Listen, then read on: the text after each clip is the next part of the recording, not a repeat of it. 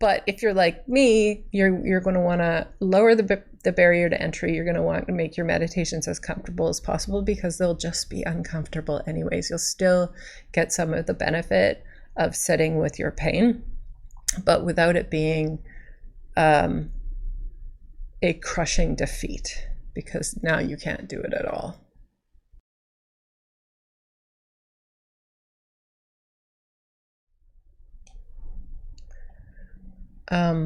A question that people ask me, and that I often ask myself, I have to ask myself regularly, is about sitting position.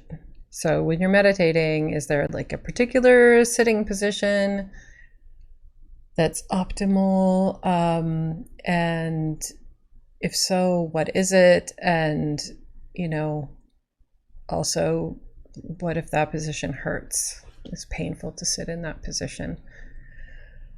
There is a long tradition in the Eastern mystic traditions, in Buddhism, Hinduism, so forth, where there is a lot of focus on how to sit, how the spine should be, and the discipline of meditation, like the physical discipline of meditation. And all of those have a purpose. Like, there's reasons for that, and there are benefits to all of those different things. But let's think about meditation a little bit like exercise in this scenario. So, there are certain types of meditations that are going to work your traps out, and there are certain types of meditations going to work your glutes out, and there are certain types of meditation that are going to work your abs out, and then there's cardio, which is this whole other category. So I don't want to dismiss the fact that those traditions and those sitting positions and that concentration on certain ways that you have your spine and all this kind of stuff have a purpose. I'm not dismissing that. It's definitely there. And I have personally experienced what disciplining the body can do to, I don't want to say improve, what's the right word? To create a different quality of your meditation, to create a different experience, to get something out of meditation that you may not have expected. And sometimes these positions that they ask you to sit in, such as like the lotus position, or, just sitting on the ground cross-legged with no backrest or anything like that, sometimes those positions could be really physically painful. And I don't just mean for those of you who have natural back conditions or say tailbone conditions or knee problems, because especially you guys, but also just for like people who don't even think that they have those conditions can be in a lot of pain. I know that for myself, when I did very long meditation boot camps that required this kind of physical discipline, like sitting on the floor with no backrest for long periods of time, it was excruciating. And at that time, I was young enough to say I didn't have any health conditions, but it was so excruciating that, I remember in one, and this is sort of, maybe I'll get into this a bit more, but I had like tears streaming down my face. So it's it can be torturous to sit like that. And I think rather than get into the benefits of it right now, I'm going to start with the fact that there are a whole bunch of different kinds of meditations, and they're all beneficial. There's no, like, I want to continue to emphasize, there's no wrong way to meditate, regardless of what some traditions will teach you.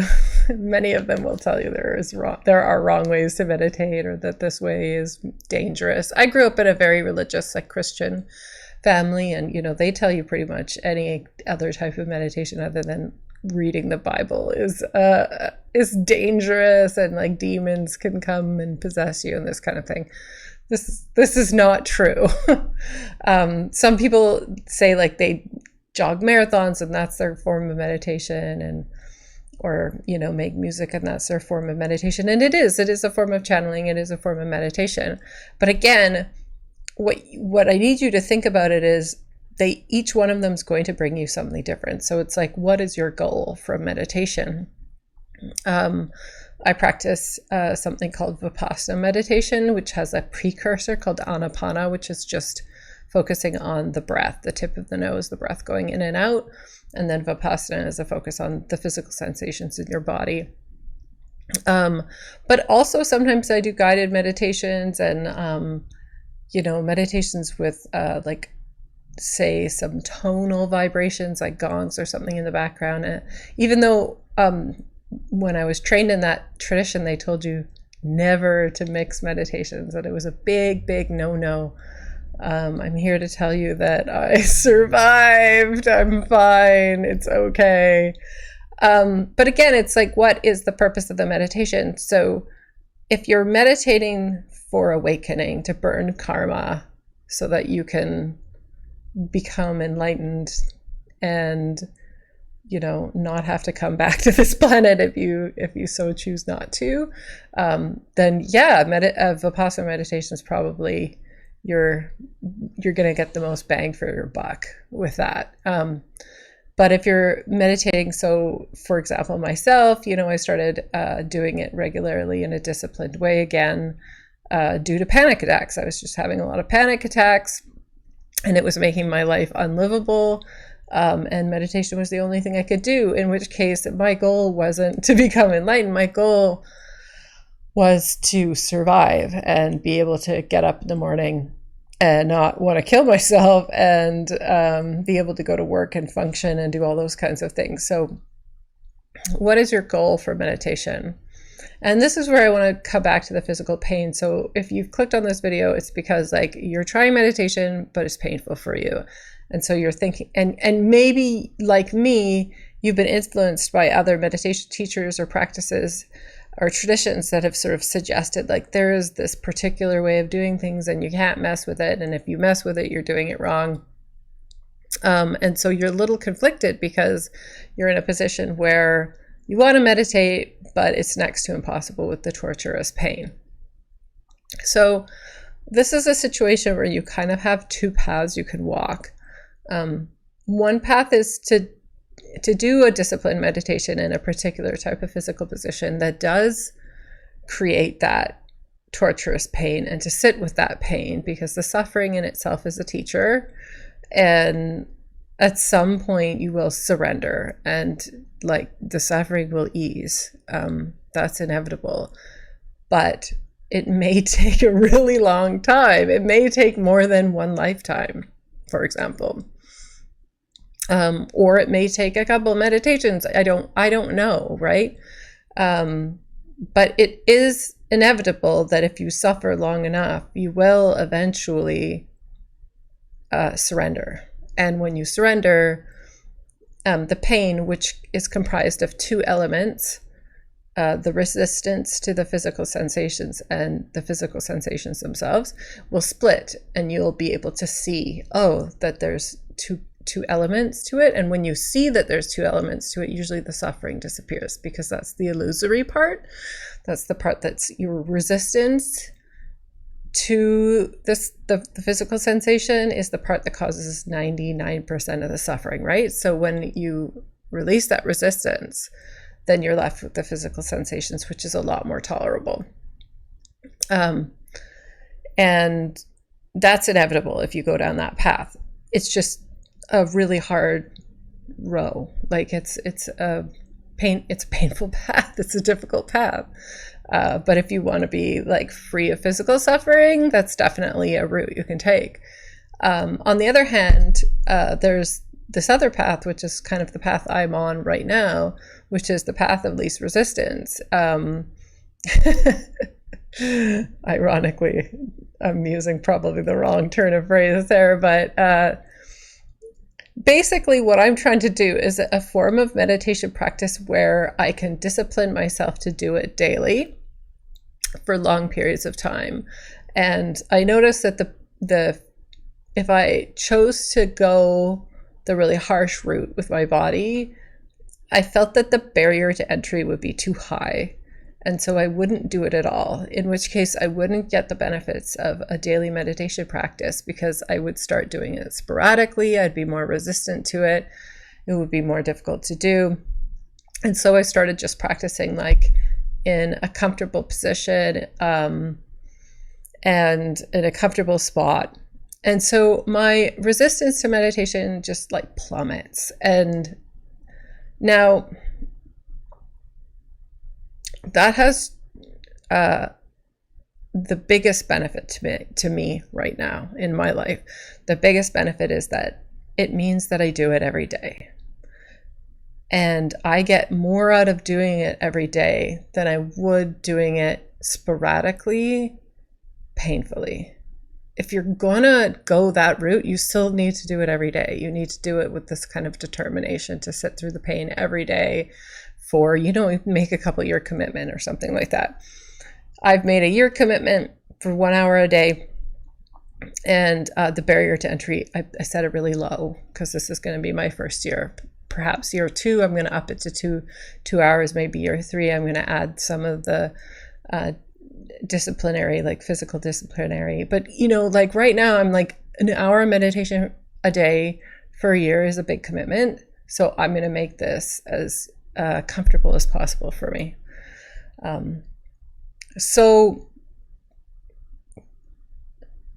the other thing that I should explain to you is if you're in physical pain when you meditate and you sit, and perhaps you're thinking this right now, you're somebody who's thinking this right now, sometimes there's no such thing as a comfortable position. And I know for my body, there really is no such thing as a truly comfortable position for more than a few minutes. So when I sit for an hour, it doesn't matter that I'm on a couch with cushions and I've got a pillow to prop me up and I'm as comfortable as possible. Once I hit that 45-minute mark, I'm in physical pain. The last 15 minutes is still painful for me. My back aches, my legs hurt, and all that kind of stuff. So you don't fully miss out on that element of learning from the pain, but it's a gentler way to do it. And the thing that I have learned in my lifetime is that the gentle way is not always the wrong way. In fact, some bodies require the gentle path in order for success. And sometimes people like myself, I'm very prone to this, is that I don't really respect the fact that my body likes gentleness and responds better to gentleness, and that I can get bigger and better results out of gentleness. So like in my youth, I tended to do everything just as hard as possible, as fast as possible. Everything was just like drive. If I was going to do something, I was going to go all the way as fast as I could, as hard as I could. And when you slam into a brick wall at 30 kilometers an hour, it's a lot easier than when you slam into a brick wall at 100 kilometers an hour. So, the consequences of doing things like that and failing or encountering the hurdles that life had to offer me were brutal, and they were brutal on my body. They wrecked my body. And recently I have been discovering that my body is actually way more receptive to the gentle path. I actually get bigger and better results out of gentle, like doing things gently. And you might be like that too. So at the end of the day, you have to make that call for yourself, but sometimes the gentle path is the right path. And there's always a middle ground too, right? You might be somewhere in the middle, and you might also be somebody who's like that, Everest climbing, ultra marathon, ex-mountain biker person who needs everything to the extreme to see results and like, cool. Then like, I recommend you go do your first 10-day Vipassana meditation boot camp, because you'll love it. It's absolutely intense. It's as intense as it comes, and it's free. So why not? But if you're like me, you're going to want to lower the barrier to entry. You're going to want to make your meditations as comfortable as possible, because they'll just be uncomfortable anyways. You'll still get some of the benefit of sitting with your pain, but without it being a crushing defeat, because now you can't do it at all.